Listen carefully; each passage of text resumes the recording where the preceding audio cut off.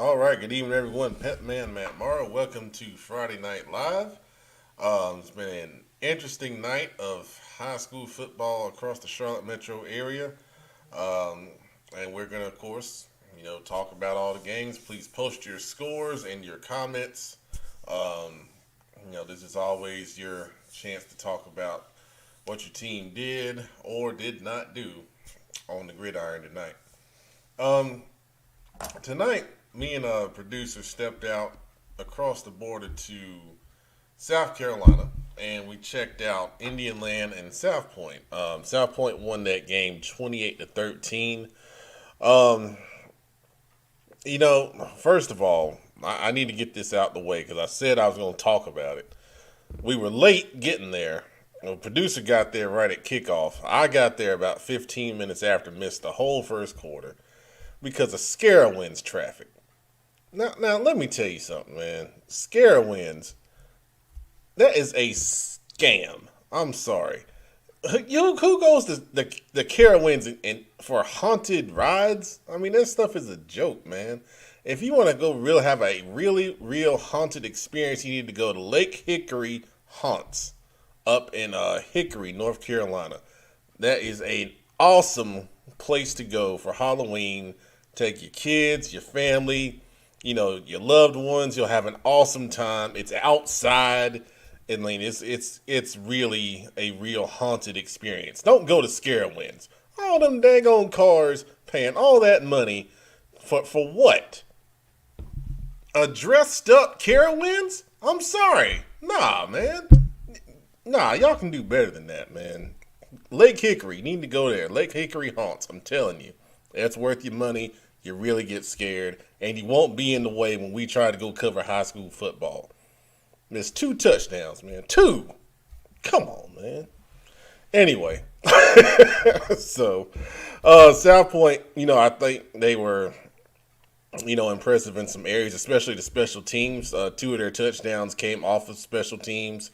They had a punt block that was a scoop and score off of the punt block. And then they had a nice punt return that I did get a highlight of that was really executed well. And the other 2 touchdowns were on offense. And then Indian, of course, scored twice on offense. So you talking about special teams making a difference in a game. Literally, that was the difference in this game between South Point and Indian Land.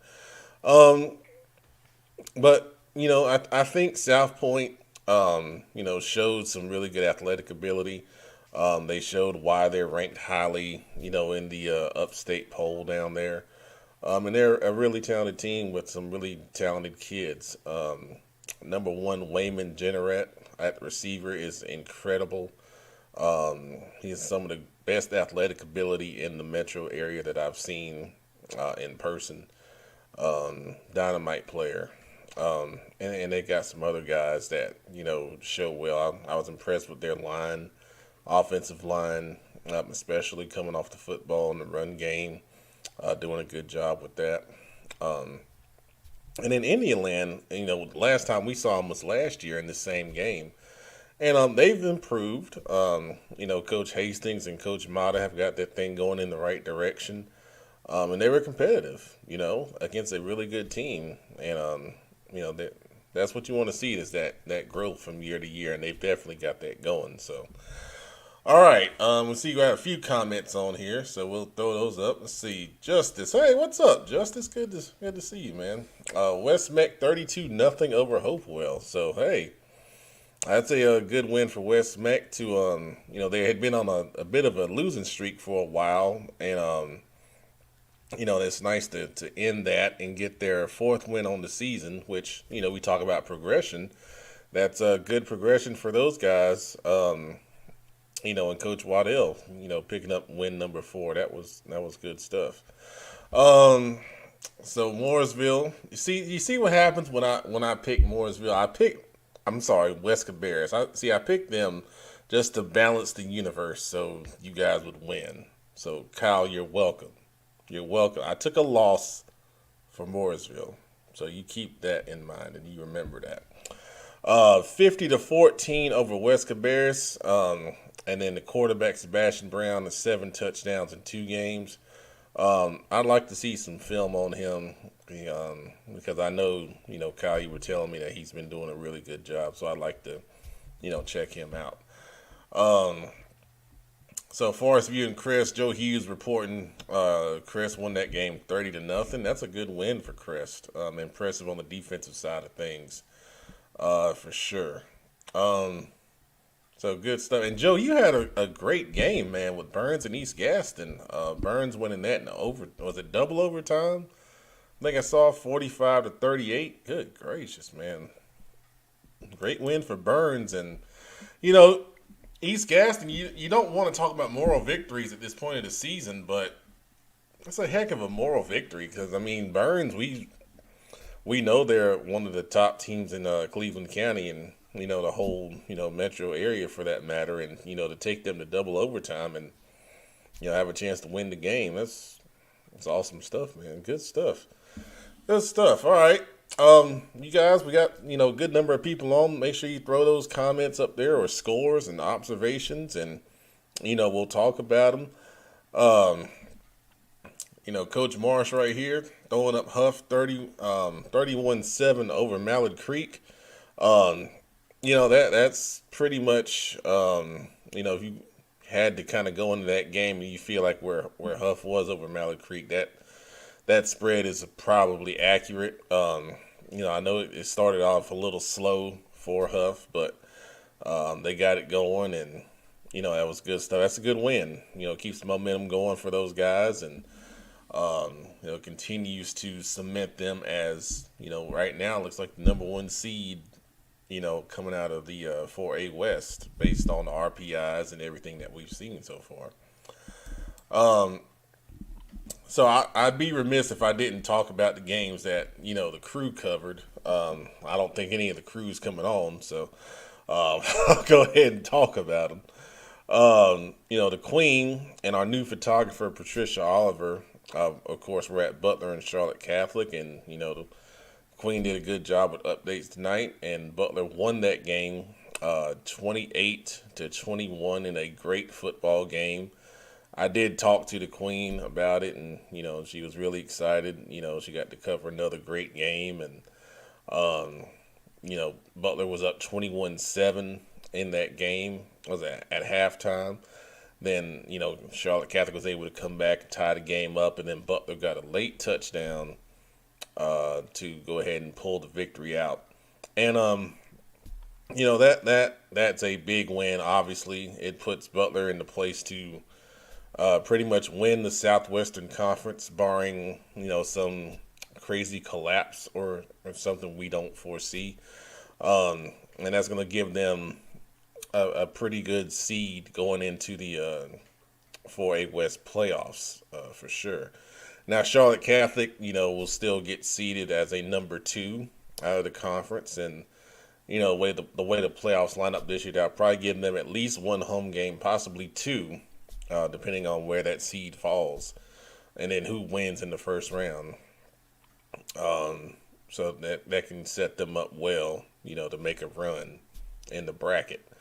But a well-played football game. I'm sure the crowd was hyped, and the atmosphere that we always come to know at Charlotte Catholic will be portrayed in not only the Queen's video, but Miss Oliver's pictures, that we will all get all that content out there as soon as possible. So congratulations to Coach Hales and Coach Stone and the Bulldog program for a big win. Now we kind of know exactly where those guys are, and they're in the top echelon. You can start putting them up there with Hough and Chambers and those guys, in my opinion, with that kind of win on the road in a hostile environment. All right, we've got some more comments we're going to go back to. Let's see, Lake Norman 15, Cox Mill 7. Good win for Lake Norman, keeping them in line for that number 2 seed coming out of the Greater Metro 4 Conference. Cox Mill is good effort against a good team, just come up a little short. But I think Coach Baker's got those guys, going in the right direction for sure. And then this was the game Kenneth was at. A.L. Brown 45, South Iredale 21.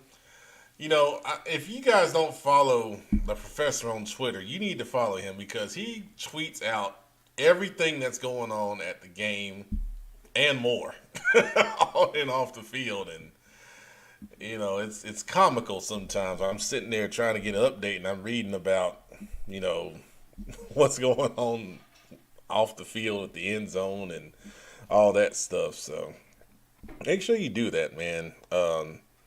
That's the kind of content and insight that he provides, which is unique because the rest of us are either doing video or pictures or whatever, and he gives that, inside touch. So that's good stuff. Good win for L. Brown, by the way.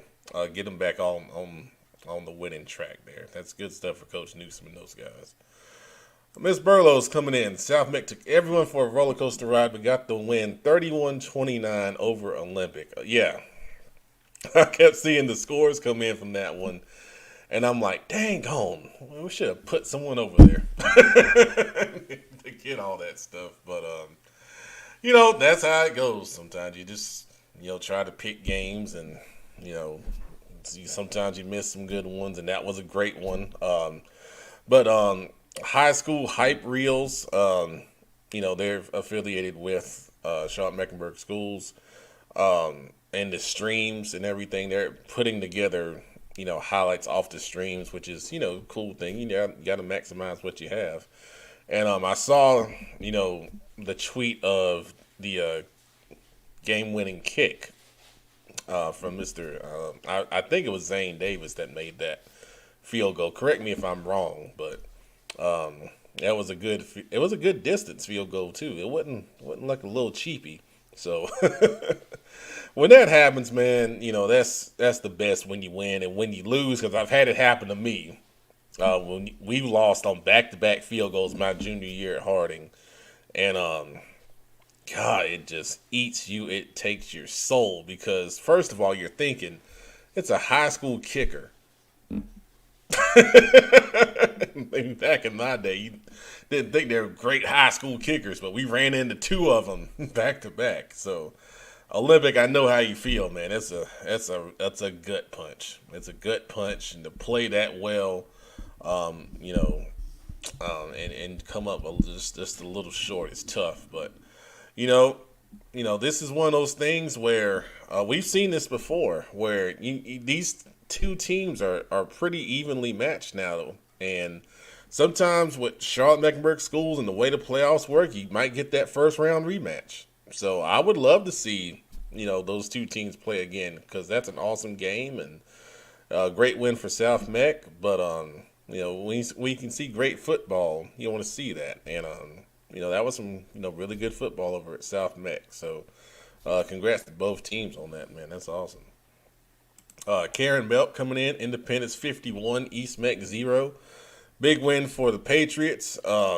I know they expected some big things this year, and some of those things haven't, gone their way. But I believe it was their homecoming, so it's always nice to get a good win on homecoming and have good feelings and let the alumni, see that the program's going in the right direction under Coach DJ McFadden, and congrats to those guys, for sure on that. Justice, the RPIs, I think there's a problem with the site. I tried to look at them before the game tonight, and they weren't up on the NCHSAA site. So maybe they take them down on Fridays to get all the updated games and stuff inputted. I know it pulls stuff from Max Prep, so that may be a part of it, but I'd give it a day or two to update, and then you can go on the NCHSAA website. Just Google NCHSAA RPI, and it'll come right up, and then you can see where everybody is. And when we get on the big show, Football Focus Weekly next week, we're going to take an in-depth look at RPIs and the standings, and we're going to do a little bit of prognosticating to see if your team can have a chance to get in, is definitely in, or you're definitely out. So we'll try to do that for at least the CMS schools, and we may go a little further if we have time. But it's that time of year, and we got to start, digging into that kind of stuff. So good question. Miss Moten, Ardrey Kell 49, Harding 6. That was I think that was RG Kell's homecoming too. So it was good for them to get a big win. I saw Mr. Curtis post on Twitter that his son Jack, the quarterback, had 4 touchdown passes. Another really good performance for him. And for Harding, now they had that strong first half last week, but couldn't replicate it here tonight. Coming down the stretch, it's been a lot going on. Obviously, with everything with the principal award and all the other ongoing things. So I'm proud of those guys that they hang in there and continue to fight for sure. All right. This is an interesting one. Kyle coming in. Providence Day 48, Charlotte Christian 47 in overtime. Wow. Good gracious. Well, at least I got the pick right. I did pick Providence Day to win the game. But what an incredible game, man. These two teams, last year they played for they were played in the NCIS SA semifinals, the private school semifinals, and we were there for that game. And Charlotte Christian won that night. So if you look at the way they do their playoffs in the private school brackets, I think this may have kept Providence Day in contention for the Division I playoffs. And Charlotte Christian might be now down to the Division II playoffs. I got to see what games they may have left there. But that's a huge win for Providence Day, getting them back on track to hopefully make a run in those playoffs that I referenced right there.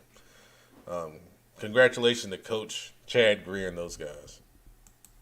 All right, Justin Oden coming in. Porter Ridge 35, Cuthbertson 28. Wow. We talk about Cuthbertson and what Coach Kavanaugh is doing down there. And, he's on the precipice, man. He's on the precipice. He's right there with some, good teams like Porter Ridge right here. And he's gonna get over the hump, man. He's doing a heck of a job. But, good way for Porter Ridge to bounce back. Get back in the win column and get that offense going again. I think they're back on track, for a solid playoff berth for sure. And they're a team that you don't want to see in the first round just because of what they do offensively and then how well coached they are. So good stuff for those guys, for the Pirates down in Union County. All right. We got a lot of comments. You guys are really coming strong with these. Let's see. JoJo. Can you talk about the Northwest versus Concord game? Well, someone tell me who won. Because right now I don't know who won the game. I gotta notice. JoJo, can you tell me the score? You tell me the score, I'd be glad to talk about it because that's an interesting game. That was a big game for both of those teams in the top of the South Piedmont Conference. Let's see here. Let's see if I can find out real quick. I'll go. When I do the scoreboard, we'll talk about it then. But definitely, I want to find out who won that game. Thank you, Gary Ashley. See, you ask and you receive. Wow, big win for Concord, 48-14 over Northwest Cabarrus. Wow. I guess we were talking about this game on Wednesday night on Football Focus Weekly, and we said. I think it was Kenneth that brought up that Concord, their 4 wins had come against teams that had won, I think, maybe 4 games or something like that combined. And, they went out there and they took it to Northwest Cabarrus, who's, a better team than the 4 that they've, faced previously. So, undefeated in conference. Concord 5-0. And let's see, they play next week. West Rowan at Concord. Ooh. We might have to get the professor out there, or we may go there. Me and Purdue, I don't know. We'll see. Well, I think we should have somebody there. I'm gonna ask the Queen if she wants to go to Concord. We'll see who comes out, but that's a game we'll definitely talk about next week, and then West Rowan defeating Central Bears. That just as impressive, 57-13. So good stuff for those guys. I'm glad to see that because I played in the SBC my junior and senior year at Harding. They moved us 3A. I still don't know why, but those schools are traditionally strong football programs. It's good to see those guys, blossoming back up again, man. It's like old times. It's good stuff. Big Shelby. What did Shelby do tonight, man? I don't see your score on here. Let me know, because I know you guys probably won against whoever you played. But also, Big Shelby coming in. Shelby versus East Gaston should be a good one. They took Burns to double OT tonight. Game is at East Gaston on Friday. Yeah. I was hoping Joe was around and he could shed a little light on that game, because that's where he was tonight. But I know he's working hard, getting all his stuff out. So, if you want to see the details on Burns, East Gaston, check out, Joe Hughes' work in the Gaston Gazette. He does an awesome job. Uh-oh. May have an internet problem. Okay, we're coming back. It's late. Weird things happen after midnight on Friday Night Live, so just bear with us. Scott Curtis coming in. Wide receiver number 1 was impressive for Harding. Yeah, that's their best player. Octavian Davis. Good young man. Very talented. He had been out for a couple of games, and that was a big hurt for the offense. But, yeah, he's an impressive kid. I'll make sure I'll pass that on to him, because, he deserves to hear that. Jennifer Mowry, moment of silence for Harding's principal, and our SRO officer Herrera was touching. Oh, that's great. That's great. Those are two really good men. Two really good men. I spoke about Coach Ward, back on Football Focus Weekly a couple weeks ago, obviously. And then, Officer Herrera, I knew him from the games. He was always there on the RGKL sideline. Really nice guy. Really nice guy. I see why he was loved so much by that community. And your SRO officers are really important, because you got to have that relationship, with your kids and your faculty, for that matter. So that's good that they did. That's a nice touch right there. Coach Griner, you crossing the line, man. You can't be on this show. But yes, West Side sweep. West Charlotte is, they win it's the mythical West Side Championship. If you don't know, the schools on the West Side always, can kind of claim this West Side Championship if they, win the most games against each other. And West Charlotte beat Harding. They beat Berry. They beat Berry tonight, 45-20. And they previously beat Westmeck. So they are West Side champions. Now, you said, Coach Griner, you're going to get this belt, this championship belt. I want to see that championship belt now, And don't be putting it on the other show. I want to see it. I'm just messing with you. Congratulations, man. That's awesome. West Charlotte, really doing some big things, and they got that offense rolling really, really well over there. And we got an interview with defensive coordinator Cameron Sullivan, and Justin ended up going to that game, and I got that. I'll retweet it after this. It was a good interview. Oh, you got it. You got you got to put the picture out there, man. Put it out there, or tag me wherever you post it, and I'll retweet it or share it or wherever. So I'd love to see it. That's awesome. That's awesome. All right. All right. Let's go to the scoreboard. Let's see. Let's get it up here. Okay, so we talked about RGKL over Harding 49-6. We just talked about West Charlotte over Berry 45-20. Providence, big win over Rocky River 35-16. Congratulations to the Panthers. See, they're hot now. I think is that 3 in a row for Providence? I think that's 3 in a row for those guys. Good job. Chambers, shutout victory. A donut party, 29-0 over Northmeck. Talked about Hough over Malley Creek, 31-7. We mentioned Independence over Eastmeck, 51-0. Talked about Southmeck over Olympic, 31-29. West Rowan over Central. Cabarrus, 57-13. Concord Northwest Cabarrus, 48-14. There's Big Shelby. Oh, wow. 63-0 over Bessemer City. That's dominant. Crest over Forest View, we talked about 30-0. Burns in double overtime over East Gaston, 45-38. Let's see, Christ School over Charlotte Country Day, 45-0. We didn't talk about it, but Rabun Gap defeated Charlotte Latin, giving them their first loss on the season, 38-3.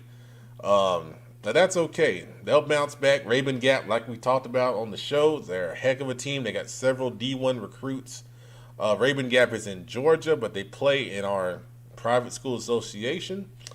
So Rabun Gap right now, I believe, is in the conference lead for the NCISAA. So good stuff. Marvin Ridge over Piedmont, 49-0, and Marvin Ridge keeping it rolling. They're in the Dirty Dozen. Gaffney over Nation Ford, 49-28. Weddington over Sun Valley, 52-0. Anson over Covenant Day, 39-27. That was the first game Covenant Day has played against a public school in their history. And that's a good showing for those guys. Not bad. Not bad. We talked about Providence today over Charlotte Christian, 48-47. Talked about our game, South Point over Indian Land, 28-13. Catawba Ridge back in the win column, 31-10 over Lancaster. Good win for those guys. Metrolina Christian keeping it rolling. They had the big win over Hickory Grove last week, and now they defeat High Point Christian 31-7. It's Coach Langley, man. We got it rolling down there again. Hickory Grove's second straight loss over Ashfield School. They lost 55-12. So hopefully Coach Balcom can, kind of get those guys back in line and get it going again. Big one in Union County. Tim Winters was there from Union County Football. Monroe over Parkwood, 39-6. Make sure you follow Union County Football on Twitter. I know he'll have highlights and probably a couple of interviews and all the good stuff he usually does. Mountain Island Charter, 47-0 over Bishop McGinnis. They got it rolling. Coach Washington and those guys are 7-1. You remember back in the spring they were 2-5. Completely flipped that program back into what they're used to up there, and that's winning and winning big. Forest Hills over West Stanley, 31-16. Good win for Forest Hills. Community School of Davidson, they're on top of that Catawba Shores Conference. Big over Lake Norman Charter, 52-14. East Lincoln over St. Stephen's, 42-6. Mount Pleasant, our friends, the Tigers, big over Albemarle, 42-0. Oh, Coach Trotter up at Pine Lake, our buddy, 30-6 over Carver. Excuse me. Big win for Pine Lake. Thomas Jefferson over Cherville, 20-12. North Lincoln over Fred T. Ford, 49-3. We talked about Mooresville's victory over West Cabarrus, 50-14. Lake Norman over Cox Mill, 15-7. Porter Ridge over Cuthbertson, 35-28. We talked about, of course, Butler over Catholic, 28-21. And this is a round of applause. Round of applause. North Gaston Wildcats get their first win under Justin Clark, 20-19 over Hunter Huss. Coach Clark, we've had him on the show. He's been a big supporter of CFI. He's played in our 7-on-7 shootout tournament. Good kids up there. Coach Clark is an alumnus of North Gaston, getting his first victory as head coach there. And it's been a while since they won a game, so happy for those guys. Congratulations to North Gaston. Big time victory. Kings Mountain over Stuart Kramer, 41-28. Rock Hill over Blythewood, 24-20. That's a good win for Rock Hill. Legion Collegiate getting in the win column over St. Joseph's Catholic, 24-17. Talked about A.L. Brown's victory over South Iredale, 45-21. Northwestern goes to 8-1. Big win over Spring Valley, 35-21. I got to go check out Northwestern's Twitter to see what kind of dance Coach Wofford did this week. I'm excited about that. York keeping it going. Number 3 in our county poll down in the upstate. 56-14 over Fort Mill. By the way, South Point Ashbrook rescheduled. They'll play Monday at this says 7:30. Of course, Joe Hughes will let me know if that's accurate or not. All right. That is Friday Night Live, guys. Thanks for watching.